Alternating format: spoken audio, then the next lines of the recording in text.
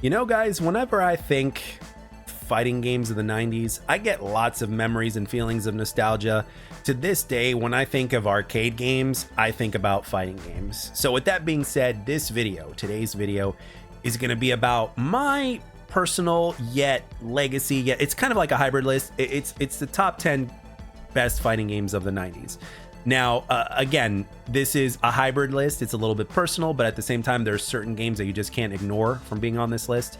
And, you know, there's a ton of reasons as to why I chose these particular games, and that's what we're going to be talking about today. So with that being said, sit back, relax, and maybe we can make some healthy comparisons and share some lists down in the comment section. So with that being said, we need to get straight to number 10, or else this video is going to be too long. So let's get to number 10. The game that I decided to go on number 10 was Tekken 3. If you had a PlayStation 1 back in the day, Tekken 3 was a game that you likely had, whether it was owned or whether you rented it time and time again from Blockbuster. You know, if there's anybody that back in the day that worked at Blockbuster that just happens to see this video, I bet those rental figures, those rental numbers and late fees for Tekken 3 must have been through the roof. Back in the late 90s when Tekken 3 released on the PlayStation 1, it was like, remember, graphics were still a very big deal, and that game looked amazing. And on top of that, you had Tekken 3 that not only sold from a complete sales perspective, not rentals, but from a sales perspective, did very well. And on top of that, it was just such a popular game because there were so many different ways to play it. There were a lot of characters. You had a whole bunch of different modes. The game had beef to it. You know, it had a lot of meat on the bones, so to speak. It was not an empty game by any stretch of the imagination. And when you put together the visuals that was Tekken 3, you know how good that game looks, plus the 3D fighter being a 3D fighter because people really love the difference of how 3D fighters play. And on top of that, you could play at home with the PlayStation 1, and it was like all the stars were aligned for this game. You know, when it came out, it was like perfect timing. It was, and on top of that, it was like chef's kiss. Fighting game fans really love Tekken 3. So that is my number 10. And let's move on to number 9. Marvel vs. Capcom goes to number 9. Now, Marvel vs. Capcom is obviously one of the versus games, right? You had your X-Men versus Street Fighter, you had your Marvel vs. Superheroes versus Street Fighter, and then of course you had Marvel vs. Capcom. And Marvel vs. Capcom was the most popular of the three. I remember this because I remember being in an arcade in the late 90s in Texas at the time, because I spent a couple years in Texas. And I remember the versus games were kind of like lined up next to each other, those three cabinets, or, you know, the handful of cabinets that would be the versus games. You know, you had your, you know, X-Men Children of the Atom, even though it wasn't a versus game because it was just X-Men characters, but you get it. But they played similarly. So you had your X-Men Children of the Atom, you had your X-Men versus Street Fighter, you had your Marvel vs. Superheroes versus Street Fighter, you had Marvel vs. Capcom, and Marvel vs. Capcom would be the game that most people chose to play. Now, granted, I think a lot of that has to do with popularity of the characters, no doubt about it, but it really took the concept of what other fighters were doing, like a Street Fighter 2, for instance, and it really just amplified them up the wazoo, you know, in terms of how you would do the combos and the craziness of the combos, air combos, tagging in your character at any specific time, your partner that you would choose for the 2-on-2, you know, combining super moves, the super moves themselves looking absolutely crazy compared to other games out there. It was just like amplified to like nth degree, man, and people just reveled in it. And the fact that you had the Marvel characters and the Capcom characters of choice that would be in that game, which, as we know to this day, the roster of characters in specific franchises, or just all franchises in general, does make a difference, and people are still, you know, curious as to what a roster for a fighting game would be these days. You can't take that away, and I think that's what Marvel vs. Capcom did so very well, between the roster and just the way the gameplay was. So simple as that. So yeah, Marvel vs. Capcom at number 9. All right, let's move on to number 8. Mortal Kombat, the very first Mortal Kombat, the one that started it all, the one that became responsible ultimately for the rating system, the one that caused all the controversy on the news, etc. That game, yeah. But why is it number 8? Why is it not higher on the list? Well, it is number 8 simply because of the fact that you have gameplay issues with the game, that the Mortal Kombat didn't play very well compared to other games even during its time, which was 1992. MK did not play very well in comparison to those games. So with that being said, the game still ended up having the impact that it had. The game still ended up having, you know, the controversy around that it had. The game still was played a lot by so many fans. Now, obviously, if you're a more technical fighting game franchise player, then obviously, you know, other franchises would be more of a go-to because they were they played smoother for sure. But With MK, it was just different. It was different. And the fact that it was different enough, and that it was enough to propel the franchise going forward and popular, and to make all the sales and to get all the attention that it did, is the reason as to why this game is an absolute legend, hands down. And if you were around in the 90s, in early 90s when MK came out, it was like, it was all over the place. It was all over the news, and if anything, it just caused more people to want to play it. So, but yeah, with that being said, man, from a legacy perspective, and from even the digitized graphics, despite the fact that the graphics weren't the best, ever for a fighting game, even back then, it was really cool that the characters looked real. And then, of course, you had your blood and your fatalities. So, yeah, what MK managed to do was legendary at its time. All right, let's move on to number 7. Number 7 goes to Smash Brothers, Super Smash Brothers. Now, Smash Brothers took the concept of what was a side-scroller, adventure game, right? Like a Mario Brothers, for instance, just to name one of so many. And it turned it into a fighting game to where you would be fighting against other characters, right? Of different franchises within, the Nintendo umbrella, so to speak, right? And you could get people to fall off of the stage and stuff like that, and you'd have multiple people on there at the same time.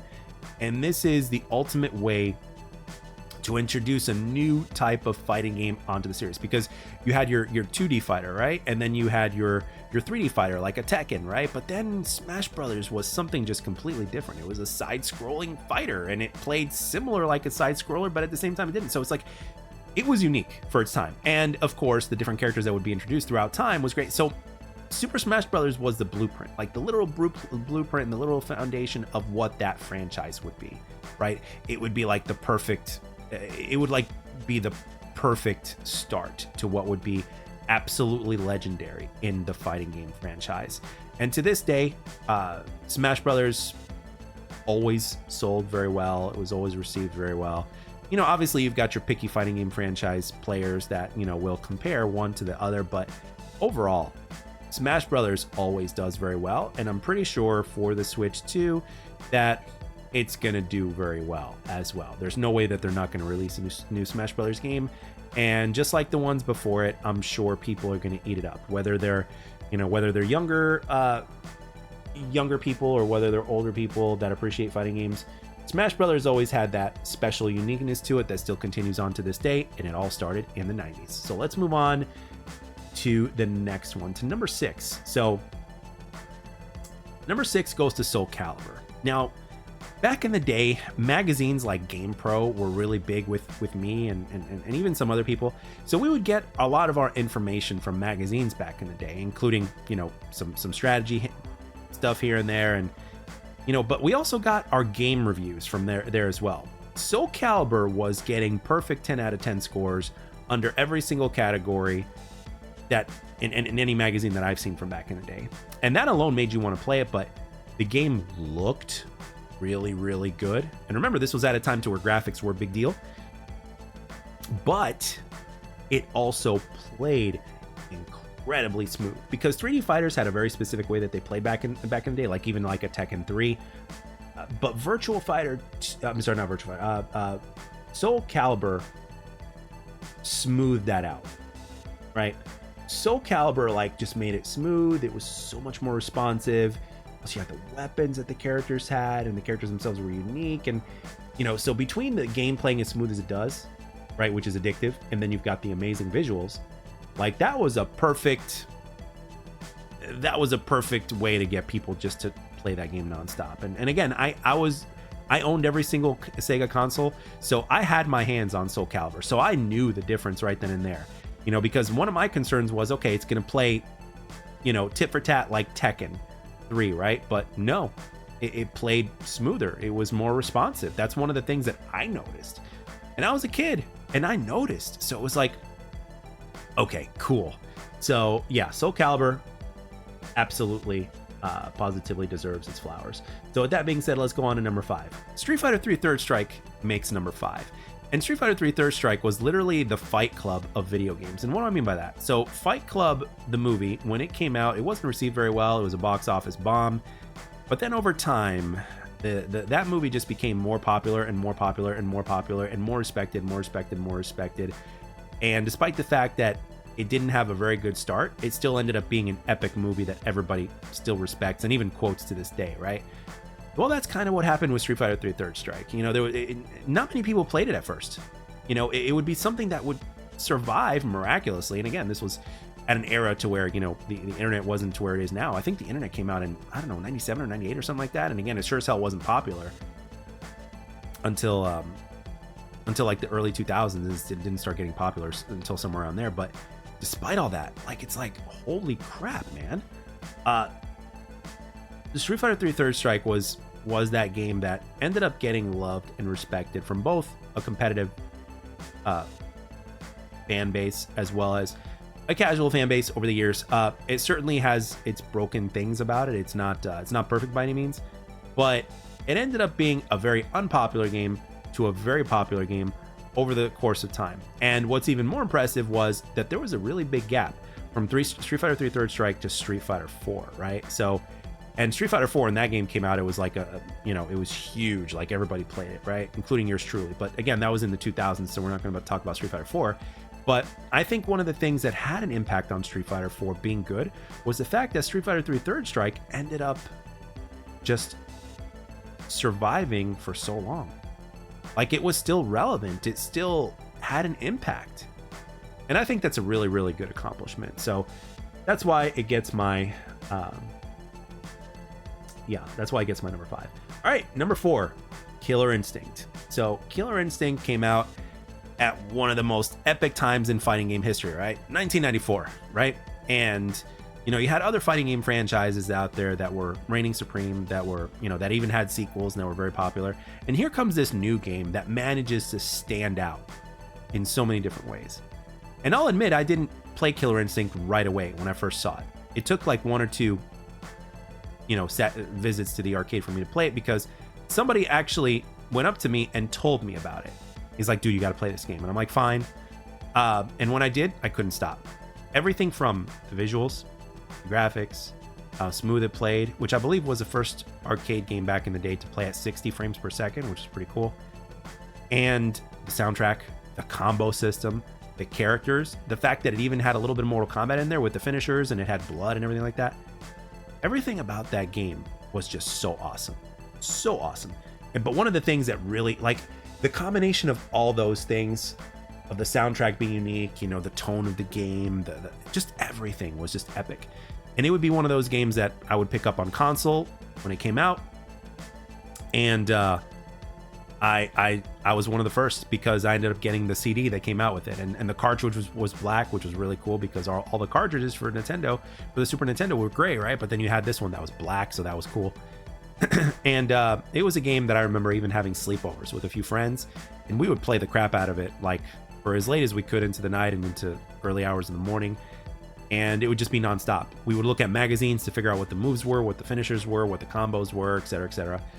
And all the characters were pretty freaking badass. I absolutely loved Killer Instinct. Killer Instinct is an absolute legend. It is so legendary that people were talking about it for years after its release.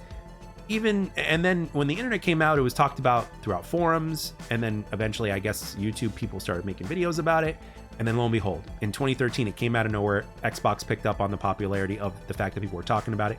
Came out of nowhere, and it came out it was announced in 2013. And it started out really slow, but it ended up being one of the greatest fighting games that was ever made, from every aspect, from a gameplay perspective, a graphics perspective. And again, that was that was in 2013. So we're not going to be talking about KI 2013 and beyond. But again, it all started with this game here. You know, when you have a game that just survives those times, to where there was no social media, it was just word of mouth. That says a lot. That speaks volumes. Killer Instinct is an absolute legend. All right, let's move on to the top 3. My number 3 goes to Virtua Fighter 2. I had the game. I had a Sega Saturn, and the game was visually very stunning to look at. 3D fighters were new at the time, and I would say that Virtua Fighter 2 probably put those games on the map. This game came out 4 years before Tekken 3 did, and I really loved having a perfect, if not near perfect, arcade port at home. That was one of the reasons why, you know, I got a Saturn. I mean, despite the fact that I was just, you know, a crazy gamer that just wanted to have it all. And I was one of the very lucky few. And Virtua Fighter 2 actually sold the most. It was the most sold game on that system, despite the fact that the system itself wasn't that popular, but it sold very well, even here in the States. Obviously in Japan it sold very well, but thanks to another YouTuber that I've been watching for years now, Maximilian, I found out that there's definitely a big strong possibility that there were other fighting game franchises that wouldn't have happened if it wasn't for Virtua Fighter 2 and the kind of impact it had, and the kind of inspiration it had for back in the day. So there was no way I couldn't leave it off this list. But because of that, because of it being responsible for the 3D genre being what it had become, and how advanced it was when it did come out, which was 4 years before Tekken 3, for instance, like, there's something to be said about that, you know? And I highly respect that. You know, even though it's not necessarily a personal favorite, does it hit on the on the nostalgia? Absolutely. Has it had a tremendous impact in fighting games, especially in 3D fighting games and possibly other genres or other fighting games within the fighting game genre? Absolutely. You know, when you have a game like that has that kind of impact, and as early as it did in 1994, there was just no way that I was leaving it off this list, let alone the top three. So Virtua Fighter 2, you know, gets the tip of the hat from me. All right, top two. My number two greatest fighting game of the 90s is Mortal Kombat 2, MK2. The game that I would call the perfect sequel. The game that far exceeded my expectations. The game that sucked everybody in once it came out. It was like a magnet and everybody was metal. Everybody was playing that game. I would watch this arcade cabinet be surrounded by so many people. And it was in 1993. I was 9 years old. And it was just so amazing to see so many people. Obviously, just about almost every one of them were older than me, that were absolutely just in love with this game and their reactions to it when it came out. And there would always be that one badass that would know, you know, that would know something that everybody else didn't and would beat everybody's ass. And I remember specifically one of the first times when I saw it, you know, there was one guy who was playing as Sub-Zero and he was whooping everybody's ass. And he even knew how to do a few finishers in here and there. And when you would see that, you'd be like, wow. I mean, the game was so awesome. It looked better, it played better, it sounded better, and it had so much more content than the first game. Like, just watching it was fun. Like, even if I didn't play it, I just wanted to be able to be at an angle to where I could see the screen. And I was surrounded by people where most of them were bigger and taller than me because I was just a 9-year-old kid, and they were these teenagers or even college students that were playing this game. And even some adults, you know, obviously. So I was just like, I just wanted to be able to see what was going on screen. And when I did see it, I was absolutely in love with what I saw. I couldn't wait to play more. And then obviously I would think to myself, wow, if Mortal Kombat 2 were to come out, it would look like this. And when I first saw it, I was like, yep, it absolutely exceeded every single one of my expectations. It is one of the fighting games that I played by far the most growing up. It is the one that hits the biggest nostalgia for me. And to this day, Mortal Kombat hasn't had the kind of level of impact on a game's release to the level that Mortal Kombat 2 did. Mortal Kombat 2 is untouched in this aspect. It is unblemished in this aspect, in my opinion. Some people would feel the same way about Mortal Kombat 3, just like I do about MK2. But if you were around in the 90s and 1993, despite whatever age you were, whether you were around my age or whether you were one of those older people that was playing in the arcades that was bigger than me and older than me, I don't think anybody could argue, you know, the case for Mortal Kombat 2. It is easily, in my opinion, the most impactful MK that set the tone for the franchise for what would come forward. To this day, I think there's still parts of Mortal Kombat that get their inspiration from MK2. And even when you look at the, you know, Mortal Kombat 2011, also known as Mortal Kombat 9, you know, even though it was a love letter to the original trilogy of 1, 2, and 3, that game looks like MK2 more than 3 and more than 1, in my humble opinion. So yeah, MK2, number 2. And even though MK2 is my personal favorite fighting game ever, there's one game that's really close to being my personal favorite fighting game ever, but I still put it at number 1 over my personal favorite, which is MK2. I still put number 1 at number 1 because number 1 is as inevitable as time itself. Number 1 is responsible for pretty much every other fighting game being on this list, or just fighting games in general, because of the impact it had from so many different aspects. number one, do I even have to say it? Goes to Street Fighter 2, man. Street Fighter 2 was my introduction to the fighting game franchise. And when I first played it in an arcade cabinet, I wouldn't stop playing it for like weeks and weeks at a time. And Street Fighter 2 also had so many different variations of it come out because we didn't have the internet back then. You know, we didn't have patches or anything like that. So we would just have new titles. So we had, what was it? Street Fighter 2, The World Warrior. There was Street Fighter 2 Hyper Fighting. There was Street Fighter 2 Championship Edition. There was Super Street Fighter 2. There was Super Street Fighter 2 Turbo. I mean, there was so many different versions of Street Fighter 2, but rightfully so. And as you would look at the different variations of Street Fighter 2, you would see that, like, wow, we're getting closer and closer to the arcade, which is great in every single aspect. But Street Fighter 2 had a really, really big impact on the fighting game franchise. But one of the things that it also did very well was that it wasn't limited. And what I mean by it's not limited was, like, when Mortal Kombat came out, right? It was limited in a way because there were certain people that just couldn't play it because, you know, their parents wouldn't allow them to because of the rating system and all the controversy surrounding that game. Street Fighter 2 did not have that. Street Fighter 2 just had, like, the immense popularity, right? And there was also a very deep competitive, you know, granted it was a small community, especially compared to now. There was a very, very small competitive community that would play Street Fighter 2. And I absolutely love that because Street Fighter 2 ended up being that game that would spawn the competitive fighting game scene, if you think about it, when you want to take it that deep as well. So it wasn't just popular with casuals, it was also popular with people that took fighting games seriously to a whole other level. And I came to realize firsthand through a few life experiences that the best Street Fighter 2 players were not the ones that knew how to spam moves all the time, which was the kind of player that I was when I was a kid, right? It wasn't just that, like, you're not playing other people like the way you would play the, you know, the game whenever you weren't playing with somebody and you were just playing the computer, or, you know, that's what we call it back then, or the AI as it's known now. When you played other people, the really good players, you'd have nothing on them if you played them like you did everybody else. And that was one of the things that I realized with Street Fighter 2. Through a couple very specific events that happened when I played certain people. Now, obviously, the same would apply to other fighting games out there, but Street Fighter 2 was the one that actually made me realize that. And Street Fighter 2, even though it's not as deep as Street Fighter is today, it was deeper than some other fighting games out there because the community would find out how to make things work and how to make cool things happen. And to this day, as basic of a Street Fighter, as basic of a gameplay aspect as Street Fighter 2 is, when you compare it to fighting games of this generation, where we are now, the best players would still be the best players in Street Fighter 2 today.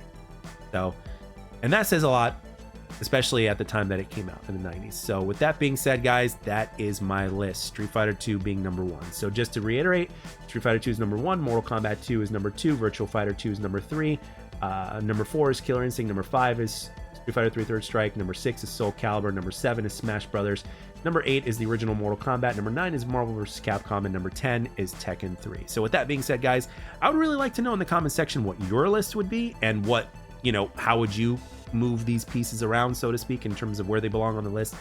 And I really can't wait to share some nostalgia in the comments section. So, and again, I apologize if there were any franchises that were missed here, but this was a hybrid list. It was like a little bit of personal, a little bit of legacy, and a little bit of things that I would learn throughout time. So with that being said, guys, I really hope you enjoyed this video. I really enjoyed making it, and it was a really nice way to go down a trip on to memory lane, because I miss the 90s, and if I could get in a DeLorean and if I could go back and revisit the 90s again, I would definitely do so, you know, and have those amazing times at the arcade, which was 90%, 95% spent playing fighting games. And yeah, I'll never forget it. So with that being said, guys, thank you all for taking the time to watch and or listen. I hope you enjoyed it, and I'll catch you guys on the next one.